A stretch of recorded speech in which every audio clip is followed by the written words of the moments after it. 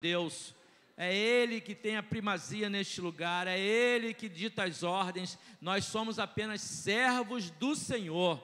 Que o Senhor possa encher o seu filho, que Ele possa falar conosco aquilo que o Senhor já colocou em seu coração, e que tudo, Pai, que for ministrado aqui seja para a glória do Teu nome, que possamos receber, tomar posse e praticar a Tua palavra, porque ela é viva e eficaz e jamais volta vazia. Então, muito obrigado. Essa é a nossa oração, em nome de Jesus. Amém, amém e amém. Amém? Pode tomar assento.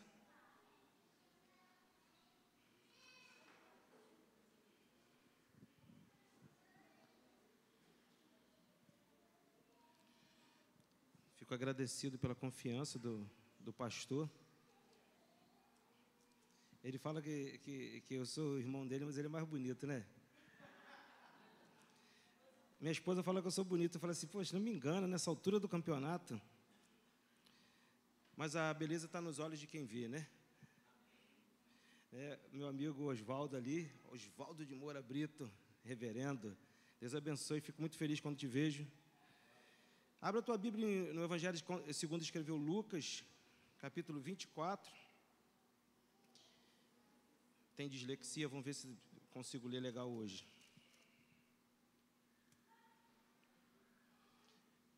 Capítulo 24, a partir do versículo 13, os discípulos no caminho de Emaús. Hoje eu vou falar sobre aliança. E a aliança, ela precisa de ter manutenção. Se você faz uma aliança com Deus e não faz manutenção em sua aliança, você perde o rumo daquilo que Deus tem para a tua vida. Você sai do propósito. Eu costumo falar lá na igreja, Deus não guarda vidas, Deus guarda propósito. Se Deus tem um propósito na tua vida, Ele está te guardando até o propósito ser cumprido. Você vai até o propósito cumprir. Sabe por que eu falo isso? Porque Pedro e Tiago estavam na prisão. A igreja orava por Pedro e Tiago. Pedro foi solto, Tiago foi decapitado. Será que os dois não eram apóstolos? Os dois não eram filhos de Deus?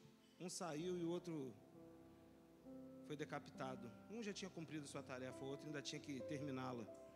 Então Deus guarda propósito. E agora, se nós sairmos do propósito, o que teremos?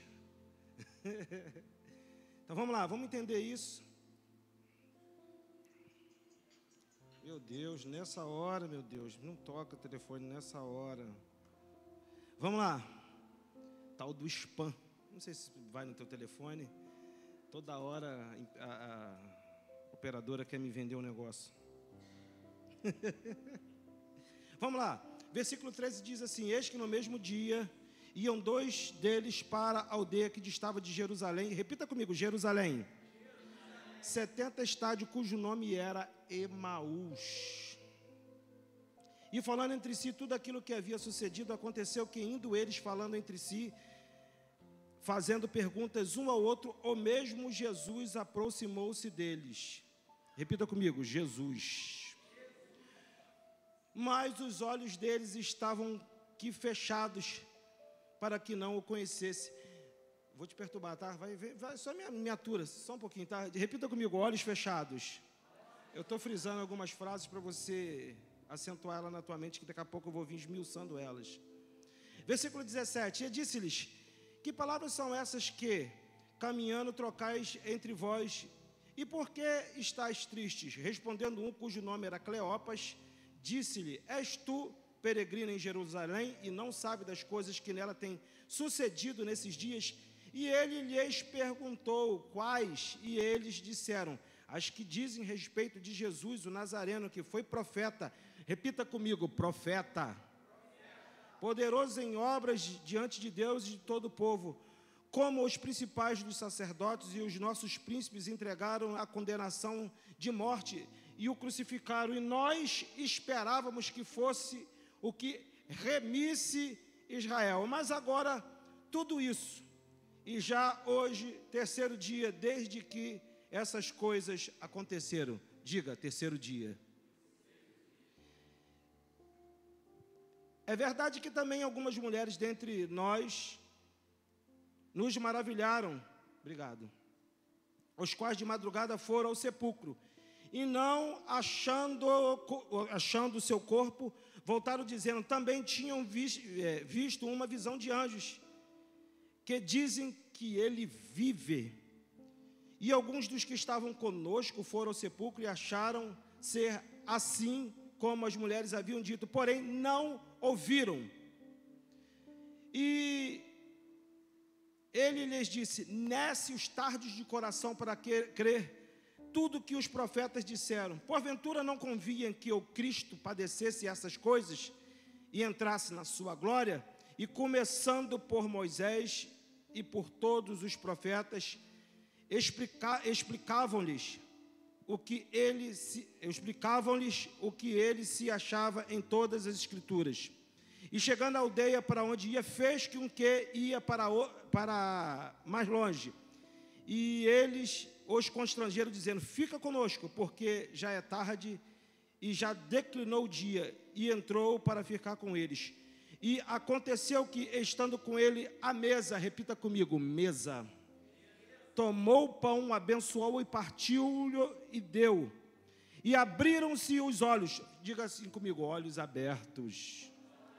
E começaram e conheceram, e ele desapareceu-lhes. E disseram um para o outro, porventura não ardia nosso coração, quando pelo caminho nos falava, e quando nos abriu as Escrituras, e na mesma hora, repita comigo, mesma hora, levantaram-se, voltaram para Jerusalém, e lá acharam congregados os 12 que estavam com eles.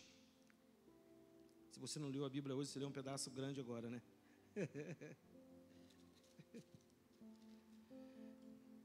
Aliança precisa de manutenção. Repita comigo, manutenção. Sou bem didático, né? A gente dá aula, a gente fica fazendo o pessoal repetir, né? Manutenção, a gente precisa de manutenção na nossa aliança, no nosso pacto com Deus.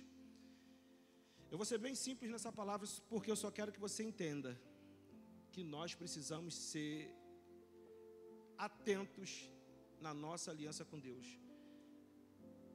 Porque o diabo, meu irmão, o inimigo da nossa alma, ele vai fazer de tudo para nós não entendermos qual é o nosso propósito em Deus.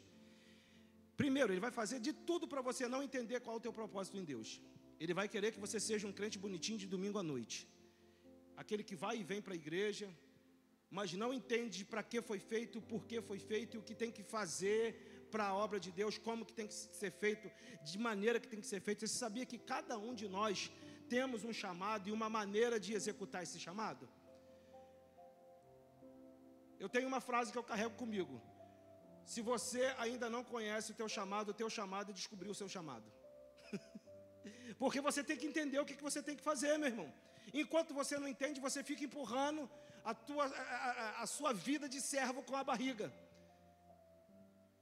E eu dou um conselho, enquanto você não sabe, atira para tudo quanto é lugar, meu irmão. Porque você tem que achar, e vai orando, vai se consagrando, vai buscando a Deus, vai falando com Deus. Porque se você quer servir a Deus, e se você começa a fazer tudo para tentar agradar a Deus, e você começa a orar a Deus, Ele mesmo vai vir e te orientar o que você tem que fazer. Porque aquele que bate, acha, aquele que busca, encontra. A pior desgraça, meu irmão, eu acho, a pior desgraça é a gente ser servo de Deus e não saber o que está fazendo para Deus. Porque a gente faz aquilo que a gente quer para Deus, não aquilo que Ele quer que nós façamos. E o propósito é fazer o que Ele quer, não o que a gente quer e que acha maneiro fazer para Ele. Então, Ele que tem que ditar o que é o nosso chamado. Pastor, acho que as varoas estão com frio, cara. O homem é bicho doido, né, cara? O homem fica com calor lá no Polo Norte, a mulher fica com frio. Vamos lá! Metabolismo é diferente, né? Então, vamos lá. E os discípulos, eles estão... Só para nós nos contextualizarmos e entendermos onde que nós estamos aqui na passagem bíblica, os discípulos estão vindo de uma tragédia. Eles estão com a mente abalada e estão com a cabeça quente. Por quê? Porque o Jesus que eles esperavam que seria um grande estadista, ia libertar Israel do cativeiro do Império Romano, ele acaba de ter sido crucificado. E tinha uma história, o próprio Cristo falou, que ele ressuscitaria no terceiro dia. E eles estão ali conversando entre eles. Olha, já tem 3 dias e não aconteceu nada. E eles estavam ali decepcionados. O próprio Pedro, que tinha andado com Cristo esses dias todinhos, já tinha voltado para pescar de novo. Já tinha assumido a sua cooperativa de pesca. Ele e a sua galera estavam pescando novamente. Deu um pane na mente de todo mundo. Por quê? Porque as expectativas não foram correspondidas. Você sabia que muitas das vezes nós abandonamos o propósito que Deus coloca na nossa vida porque as nossas expectativas não são correspondidas? Olha, às vezes a minha expectativa não está pareada com as expectativas de Deus. E a gente fica achando que Deus vai responder às nossas expectativas. Nós é que temos que responder às expectativas de Deus. Deus, entra na minha causa, entra na minha vida, faz isso, faz aquilo. Não, eu quem tenho que entrar na causa de Deus. Eu que tenho que corresponder às expectativas de Deus. Eu que tenho que lutar as guerras de Deus. Não Deus lutar as minhas guerras.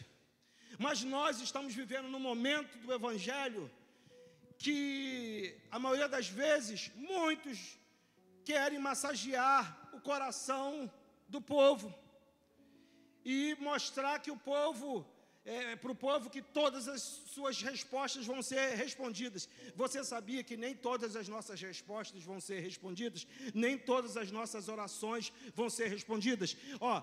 Oraste e não recebeste porque pediste? Porque pediste para os seus próprios? A segunda parte que é terrível, meu irmão. Porque a primeira parte, se você falar, ainda não tem muita explicação. Mas ela não é correspondida quando você pede para os seus próprios. O que é seu deleite? Seu deleite é seu prazer, a sua vontade.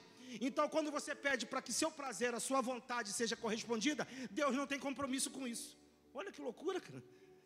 Deus tem compromisso com a vontade dEle. E quando eu correspondo à vontade dEle, eu me sinto feliz porque eu fui feito para isso. Mas o meu ego ainda não entende que eu fico feliz quando eu correspondo à vontade de Deus. O meu ego quer que Deus corresponda às minhas vontades. E é difícil eu doutrinar meu ego. Meu ego vai querer mandar e vai querer mandar até em Deus. Deus, ele disse uma vez para Moisés: Moisés, eu sou o que sou. Mas a gente quer fazer Deus dele ser o que a gente quer. Ele não é o nosso respondedor de todas as nossas ansiedades. Tem coisa que Deus não vai responder, meu irmão. Eu falo lá para a igreja, não vou falar aqui, mas lá na igreja eu falo assim: tem hora que Deus te lasca. Tem hora que Deus quebra a gente, meu irmão. E Deus é especialista em quebrar expectativas, para a gente aprender a andar dentro da vontade dEle. A vontade de Deus é boa e agradável, mais para Ele do que para nós. Mais para Ele do que para nós. Porque tem hora que Deus vai te pedir coisa difícil. E deixa eu te falar um negócio bem baixinho. Para multidão, Deus não pede muita coisa não. Mas para discípulo, Deus só pede coisa difícil. E a proposta de Deus não é que você seja multidão. A proposta de Deus é que você seja discípulo. A proposta é que você seja discípulo. Ide por todo mundo e fazer discípulos de todas. Não é fazer multidão, meu irmão. Discípulo, meu irmão, é mais difícil de fazer, porque discípulo tem que andar como seu discipulador, meu irmão. O apóstolo Paulo mesmo falava: sede de meus imitadores, como eu sou de quem? Do meu discipulador, Cristo. Olha, na multiplicação dos pães, a multidão comeu pão, meu irmão. Mas quem deu pão para a multidão? Quem arrumou o peixe para dar para a multidão?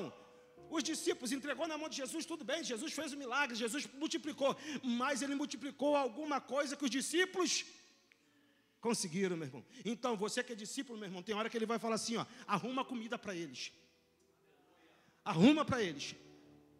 Aí depois Jesus falou para os discípulos: ordena eles e coloca de quantidade em quantidade. Quem fez a organização foi quem? Para o discípulo, Deus pede organização. Para o discípulo, Deus pede coisa difícil, meu irmão. Porque se organizar, meu irmão, é coisa difícil. É melhor viver a vida desorganizada do que organizado, meu irmão. Quem dera se tudo fosse desorganizado e desse certo, não é verdade? Mas se você não se organiza, você se lasca, meu irmão. Até no reino de Deus, Deus é organizado, meu irmão. E Ele te pede organização. Eu era um cara muito desorganizado, ou desgrama de homem desorganizado. Mas enquanto eu não caí na real e não entendi que eu tinha que me organizar, eu sou sanguíneo e veterado, meu irmão. Eu gosto de viver a vida muito doido, meu irmão. Que tudo vai estar. Antigamente eu falava assim, não, vai dar tudo dar certo, meu irmão. No final dá tudo certo. Tudo bem que às vezes acontece os imprevistos, a gente tem que ir na forçação de barra mesmo. Mas se der para você se organizar, se organiza, meu irmão. Porque Deus vai te ajudar, meu irmão. Deus vai te ajudar. E os discípulos estavam andando entre si, conversando aquelas coisas. Vai acompanhando comigo. Versículo 15. E indo eles falando, perguntando um ao outro, e se aproximou Jesus deles. Versículo 16. E os olhos deles estavam como fechados. Tudo bem, Jesus já tinha morrido, ressuscitado, aspecto diferente. E Jesus se aproximou deles, mas eles estavam tão desligados e tão desacreditados, que eles não sentiram que era Jesus que estava do lado dele. Deixa eu te falar uma coisa. Quando você está andando desligado, o Cristo está andando do teu lado e você não reconhece que é Ele. Agora, deixa eu te dizer outra coisa. Não é que você sai do propósito que Cristo te abandona. Ele estava lá, os caras andando fora do caminho. Porque o propósito de Deus é que todos os discípulos ficassem em Jerusalém, porque do alto eles seriam revestidos de poder e sairiam dali e pregariam o evangelho em Jerusalém, em Samaria, até os confins da terra. Fluía a partir de Jerusalém. O centro religioso da época era Jerusalém, e Deus queria utilizar essa metodologia para iniciar a obra. E os discípulos estavam saindo do parâmetro que Deus tinha pré-determinado. E qual era a proposta? O que Jesus queria? Que eles voltassem para o lugar de origem. Eles tinham um pacto, eles tinham uma aliança, e fica em Jerusalém, e eles saíram da onde? Do lugar da promessa. Satanás sempre vai querer fazer isso com a gente. Vai querer tirar a gente do lugar onde que nós não deveríamos ter saído. Vai querer quebrar nosso pacto com Deus. Mas Deus é misericordioso, repita comigo, misericórdia. Ele vai fazer manutenção da aliança contigo, mas você tem que estar ligado. Porque ele vai fazer várias tentativas, mas se você não prestar atenção, você vai deixar ele passar batido várias vezes. Quer ver como é que deixa?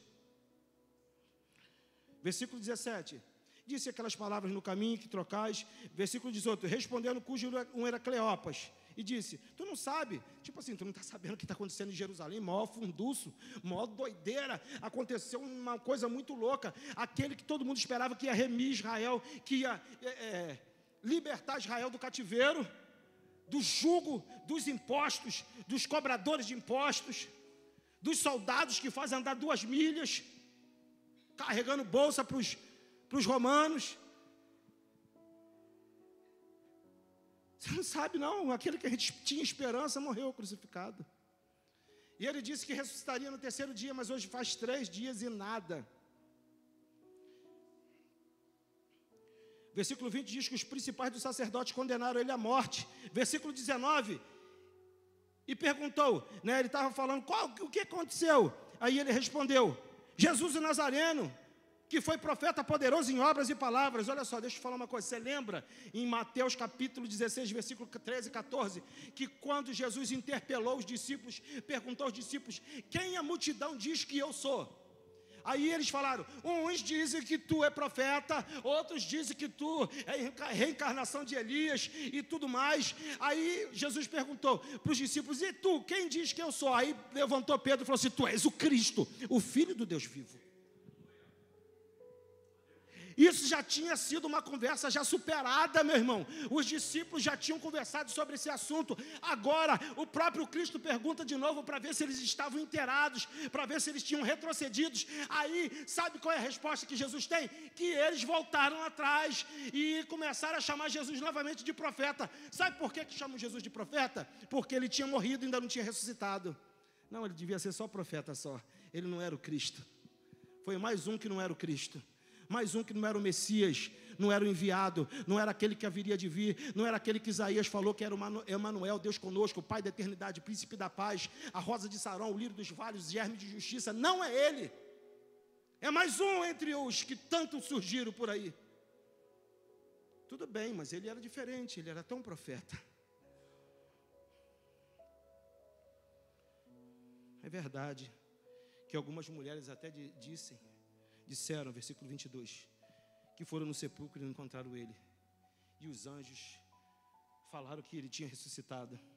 Os discípulos, é verdade, versículo 23, 24, foram até lá e não encontraram ele. Rapaz, tu estava na bateria, tu está aí legal, eu gostei. Meu filho também assim, roda os 4 cantos.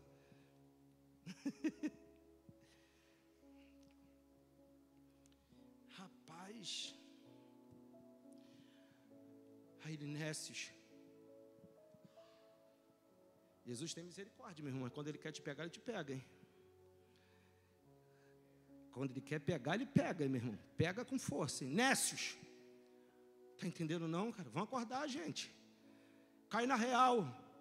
Nécios, tardos de coração, coração duro, para crer em tudo que os profetas disseram. Quando ele fala profetas aqui, ele está falando da Bíblia, propriamente dita, escrita, né? Profetas literários, aqueles que deixaram escrituras para serem conferidas posteriormente. Porventura não convia que Cristo padecesse essas coisas e entrasse na sua glória? Versículo 27, começou por Moisés. Quando ele fala Moisés aqui, ele está falando do Pentateuco, Gênesis, Êxodo, Levítico, Números, Deuteronômio, primeiros 5 livros da Bíblia escritos por Moisés. E os profetas, todos os profetas, está falando dos profetas maiores e dos profetas menores, os profetas que deixaram coisas escritas para serem conferidas. Ele está falando de Bíblia aqui para eles. Olha, o Cristo que vocês não estão acreditando nele, está tudo escrito sobre ele na palavra.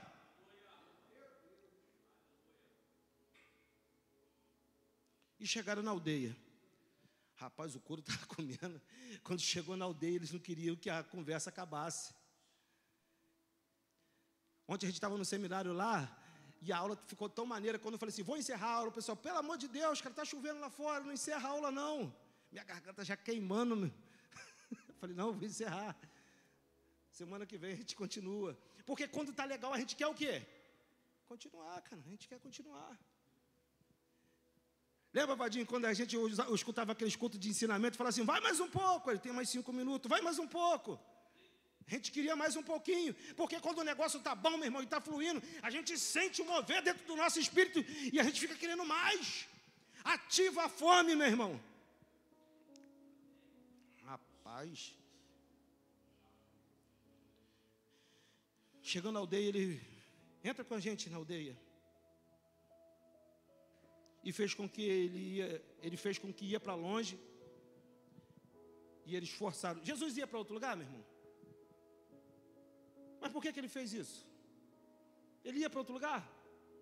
O propósito dele era quem? Ele queria que os discípulos chamassem ele, meu irmão. Tu entende um negócio, meu irmão? Tem hora que Deus se esconde, mas ele não quer desaparecer de você, meu irmão. Tem hora que Deus se faz de... Rapaz, você não entende, tem que entender os mistérios de Deus, meu irmão. A Bíblia diz que você bate a porta... Aquele que busca, só busca aquele que não está vendo. Você está vendo? Você não está sentindo? Não estou sentindo, vou ter que buscar. E por que ele deixa isso acontecer? Porque você precisa se esforçar para ter ele, meu irmão. Ele não vai se oferecer de qualquer maneira para você. Você tem que insistir nele, é você que tem que insistir nele, meu irmão. Ele te procura. Tu vê que ele foi atrás dos discípulos, mas ele esperou também os discípulos irem atrás dele. Tem que ter reciprocidade, meu irmão. Ele vem até nós, mas ele quer que nós nos voltemos a ele também. Rapaz, que coisa linda, né, cara? É comunhão, é contato, é vida na vida. Repita comigo, vida na vida. Reciprocidade, andar junto, meu irmão. Não é só um que faz, são os dois fazendo. Olha, se eu estiver em vós e vós estiverem em mim, poderei pedir tudo ao Pai que ele vai dar para glorificar o nome do Pai através do Filho. Tem que ter vida na vida, meu irmão. Os discípulos falaram, eu quero você comigo. Vem comigo, entra na minha casa. Entra junto conosco, porque a gente quer continuar tendo essa comunhão aí. A gente quer continuar tendo essa vivência. Quer continuar fazendo o que a gente está fazendo, que é esmiuçar a palavra e ter entendimento da palavra. Porque os discípulos tinham deixado a mente enfraquecer, porque ele não tinha ressuscitado no terceiro dia. Mas o terceiro dia tinha acabado?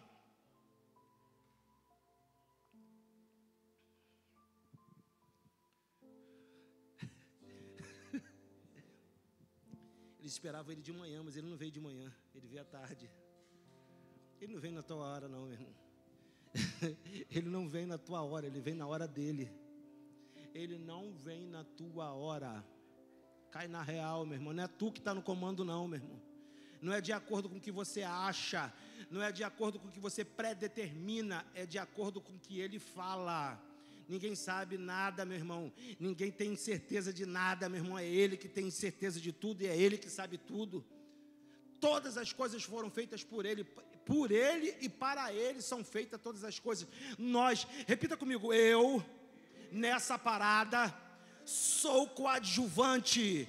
Eu sou só um participante de um todo, meu irmão, porque ele é o centro é ele, o foco é ele que tem que fazer as coisas, é através dele, tudo por ele, é ele, meu irmão. Esquece esse negócio que você é o centro. Tem um cara aí que fala assim, você é o centro. É até bonitinho ele falando, mas você não é o centro, meu irmão. Você é o centro do coração de Deus. O centro do coração de Deus é Jesus, meu irmão. Nós somos o coadjuvante. Ele nos ama, Ele gosta da gente, Ele morreu na cruz do Calvário pela gente, mas nós somos participantes desse todo, meu irmão. Foi eu, você, ele, o mundo, o planeta, o universo, Ele remiu tudo, meu irmão. É tudo dele, meu irmão. Não se sinta muito importante não, porque nós não somos tão assim não, meu irmão.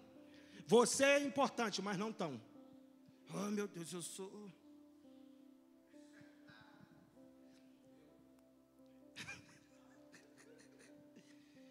De vez em quando vê uns amigos lá, passa uma galera lá para a igreja e eu frustro eles. Fica triste comigo não, cara. Tu não é o centro não, cara. Tu não é o centro não, cara. Para com isso. Você está aqui para cumprir um propósito. Não sei nem quantos anos você vai. Se você compra um livro chamado Heróis da Fé de Orlando Boyer, da editora CPAD. Tu vai ver homens morrendo com 30 e poucos anos, 40 anos, 50 anos, cumprindo o propósito de Deus mesmo, sendo morto por índios. Se você pegar, compra um livro chamado Mártires do Coliseu, não sei se você já ouviu falar, tu vai ler as histórias de homens de Deus, servos de Deus, que foram levados para o Coliseu. Pega e dá uma gulgada depois na história de Irineu, se não me engano é Irineu de Éfeso, que foi morto dentro do Coliseu. Pegaram Irineu e falaram assim, o exército pegou ele. Irineu, se não me engano, era um dos primeiros discípulos, se não me engano, era da linhagem de João, não tenho certeza, mas eu acho que era. Bispo de Éfeso. Aí sabe o que acontece? Pegaram ele e iam matar ele. Ele falou assim, não. O povo falou assim, não vão matar ele não. A igreja, não, vamos deixar matar ele. E Irineu falou assim, não, deixa eles me matarem. Eles estão realizando meu sonho, eu quero morrer mártir. E se os leões não vierem correndo para cima de mim, eu corro para cima dos leões. Homens que o mundo não mereciam tê-los. Tem relatos de pessoas, de crentes que são jogados no Coliseu. Abre as portas, os leões, 4, 5 dias sem comer. Os leões vêm para devorar os crentes ajoelhados, orando. Os leões chegam perto dos crentes, chegam na sola dos sapatos, na sola dos pés, e começam a lamber a sola dos pés. Os leões tinham mais juízo do que os homens. Que loucura, né, cara? Mas ninguém murmurava, eles se ajoelhavam para morrer orando, meu irmão. Lá na igreja, um dia desse, o menino estava querendo parar de vir para a igreja porque a namorada desmanchou com ele. Eu falei, toma vergonha na tua cara, rapaz. Meu Deus, é minha namorada. Eu falei, Jesus, pega ele, Jesus, pega, por favor, ensina ele o que é viver com Cristo. Está vendo o nível que nós estamos vivendo hoje? O cara, Deus não me... meu emprego eu perdi. Os caras perdiam uma vida, meu irmão, e não murmuravam. Quem é da antiga aqui, lembra a história que o pastor Josué Erion contava da guerra de Sierra Maestra em Cuba? Vou contar a história rapidinho para vocês. Quando Fidel Castro estava implantando seu governo em Cuba, ele proibiu o cristianismo de ser proliferado, implantado dentro de Cuba. E ele, lá na igreja tem um cubano, tem até um médico cubano lá na nossa igreja. Quando ele chegou na igreja, ele nunca tinha ouvido falar do nome Jesus. Ali do lado, aqui, Cuba aqui do lado. E na guerra de Sierra Maestra, na localidade de Sierra Maestra, pegaram os missionários, os crentes, os pastores, levaram tudo para o paredão, o paredão. E eles faziam uma tortura psicológica, porque quando a família ia morrer, eles não matavam a família toda reunida, não. Eles matavam um por um, para um ver a morte do outro. E pegaram a Hernandes, a sua mulher e suas 2 crianças, um menino e uma menina, e começaram pelo mais novo. Pegaram a menininha, colocaram no paredão vendada,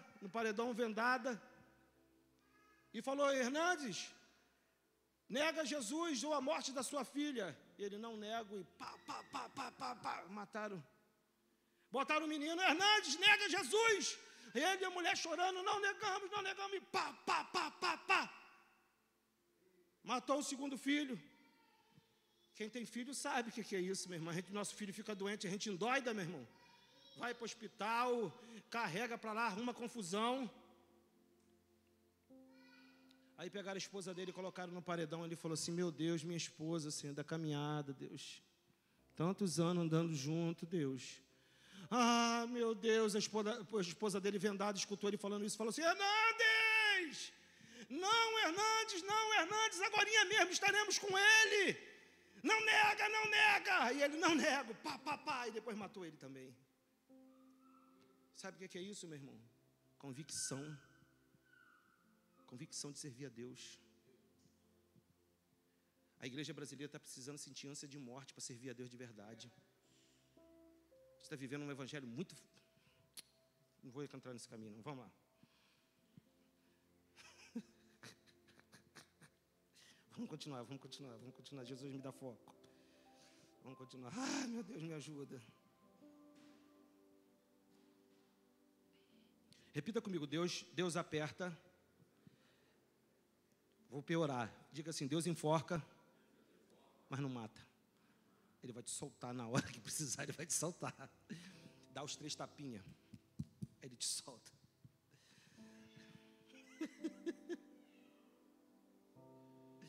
Dá os 3 tapas, meu irmão. Cede. Ele entrou na casa. Estou terminando, tá?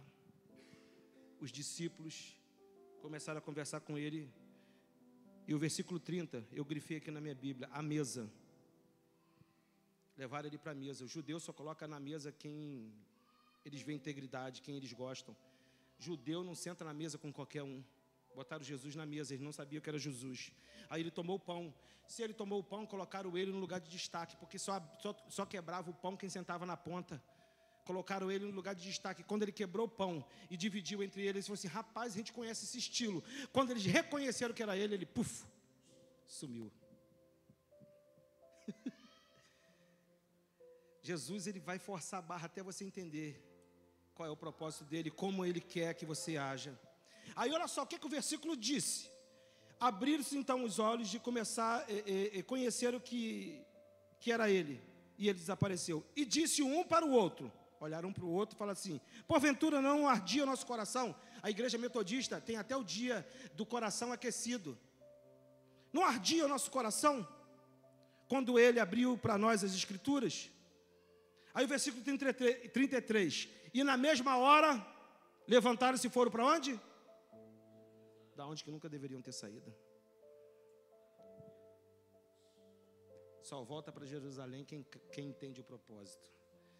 Quem reforça a aliança, quem abre as escrituras, quem leva Jesus para a mesa e tem comunhão com Ele. Só renova, meu irmão, só se renova em Deus quem tem comunhão com Ele. Mesa é lugar de comunhão, meu irmão. Mesa é lugar de alimento, meu irmão. E Ele deu pão. O que é o pão? A gente está vivendo numa geração, meu irmão, que não lê mais a Bíblia. Antigamente eu citava o versículo dentro da igreja, as pessoas completavam. Eu faço esse teste toda hora na igreja, cito o versículo, fico olhando para a igreja e não completam. Errais por não conhecer, aí todo mundo fica olhando para a minha cara. Se fosse antigamente as escrituras, nem o poder de Deus, todo mundo fazia questão de recitar o versículo. E queria falar e ficava olhando para a cara do outro. Eu sei. Não era?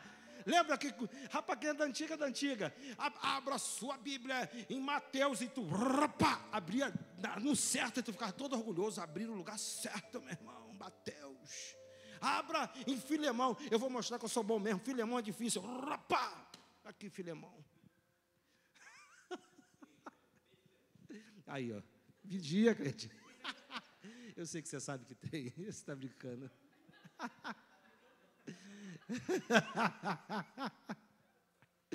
Seta gosta do nome disso. Deixa eu te falar uma coisa. Errais, meu irmão. A igreja tem errado. Eu falei na igreja. Deu um pega nos jovens e na liderança. Falei assim, olha só, cara, a gente tem que estudar a Bíblia, meu irmão. Tá um negócio de entre e sai, e vai para a pizzaria, a Bíblia diz para a gente ter comunhão, meu irmão. Mas é nas orações e na escritura. Se der para ter a mais, tudo bem, mas se a gente não tiver primeiro nas escrituras e na oração, a gente não parte para as outras, não. Primeiro, a prioridade é essa, as outras... vamos na pizzaria? Tudo bem, depois da oração e das escrituras, senão a gente vai ficar fraco, meu irmão. E crente sem Bíblia, sem oração, meu irmão, está lascado. Vamos ficar de pé? Posso orar, pastor? Está lascada, meu irmão. A igreja do século 21 está lascada porque está esquecendo princípios, meu irmão. Deus honra princípio. Às vezes o cara se dá bem, ele não é nem crente, mas porque ele honra princípio, ele se dá bem. E o crente, conhecendo a palavra, conhecendo o princípio, não coloca em prática os princípios, está todo lascado na vida, não consegue desenrolar nada, não consegue entender nada. Fecha teus olhos. Eu vou pedir para Deus renovar tuas forças. E se porventura você está meio empurrando o seu chamado com a barriga. Um dia desse eu botei o dedo na cara da galera lá da igreja e falei assim, deixa eu falar uma coisa para vocês. O teu emprego não é para você ser rico, você pode ser rico. O teu emprego não é para você comprar um carrão, você pode comprar um carrão. O teu emprego não é para tu comprar roupa caríssima, maneirona, você pode comprar roupa maneiríssima e carona com o teu dinheiro. O teu dinheiro não é para essas coisas, apesar de você poder fazer essas coisas com o teu dinheiro. O seu dinheiro é para sustentar o teu ministério. Agora, se você está ganhando isso e não está sustentando o teu ministério, para que tu tem um carro? Para você se locomover melhor, para você exercer seu ministério. Para que você se veste bem? Para você entrar e sair, para você exercer bem seu ministério. Está dando para entender por quê? Você pode ter tudo, meu irmão. Você pode ter todas as coisas, mas nada pode te ter. Você pode possuir tudo, mas nada pode te possuir. Hoje as pessoas estão sendo possuídas por coisas, meu irmão. Estão trabalhando por coisas, meu irmão. Quando eu sei que o negócio está me dominando, eu sumo com aquilo da minha vida. Esse negócio está me dominando. Eu domino esse negócio, eu desgraço a vida desse negócio. Eu acabo com ele. E eu não vou ficar vivendo para isso não, cara. Porque eu tenho um chamado. Uma vez eu estava perturbado. Deus falando comigo, eu te quero mais forte, eu quero você mais envolvido, eu quero que você dê o teu máximo. E eu falei, meu Deus, o que tu quer? Aí... eu perturbado, daqui a pouco começou na frente do portão da minha casa uma música. Eu tenho chamado, jamais vou me calar. Eu tenho chamado, o evangelho a anunciar. Eu fui escolhido no ventre da minha mãe. Aí eu saí correndo, falei, vou ver quem está botando essa música lá, cara. Cheguei no portão, não tinha ninguém, cara. Falei, será que eu estou doido? Será que o carro passou voado, mas a música não foi sumindo? Foi fortona. Quando cheguei lá, não tinha nada. Aí eu falei, Deus usou esse negócio para falar comigo. Isso, sei lá, eu entendi que foi Deus. Eu tenho um chamado. Evangelho anunciar, eu tenho um chamado. Jamais vou me calar, meu irmão. E eu vou dar o meu máximo. E o meu máximo pode ser o teu mínimo. Mas se o teu mínimo, que é maior do que o meu máximo, não for o teu máximo, meu irmão. Se você não estiver dando o teu tudo, meu irmão, eu estou dando mais. Está dando para entender o que eu estou falando?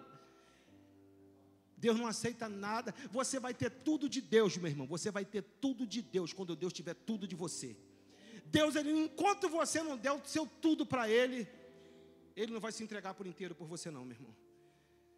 Agora, para entregar tudo para Deus, você tem que se desprender, meu irmão. Tua vida, teu tudo, teu emprego, tua família, tuas decisões, tudo. Deus quer tudo, meu irmão. Deus não se conforma com a metade, não. Ele quer tudo. Ele quer se envolver em tudo na tua vida. Ele quer tudo. Fecha teus olhos, Deus. Ah, Jesus.